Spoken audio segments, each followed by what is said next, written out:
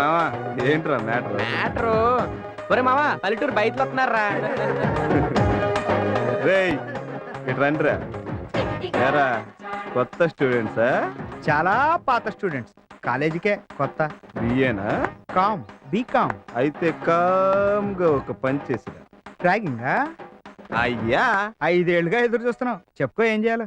అదిగో ఆ నల్ల డ్రెస్ అమ్మాయి నడుం మీదకి వెళ్ళాలి. ఓస్, ఇంతేనా?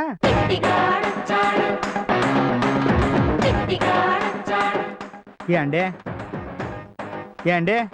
ఏంటండి? మరేం లేదండి, నేను పట్నం పోన్నా అన్న అంటే కూడా వినిపించుకోకుండా మా నాన్న పట్నం పంపించాడండి. నన్ను ఏదో పేద కలెక్టర్ చేస్తాను కలగన్నాడండి. నేనేమో ఆయన కళను నిజం చేద్దామని ఇక్కడికి వస్తే వాళ్ళేమో మీ అడుగు గెలమంటున్నారు చూడండి. మేము కాలేజ్కి వచ్చింది నీతో గిల్లించుకోవడానికి కాదు. ఏండే ఒక్కసారి అనండి, నొప్పి పెట్టకుండా గిల్లెత్తానండి. మామా నిజంగా గిల్లెత్తడేమో మామా. ఫోన్ లేవే పాపం, ఈ ఒక్కసారికి ఒప్పుకో.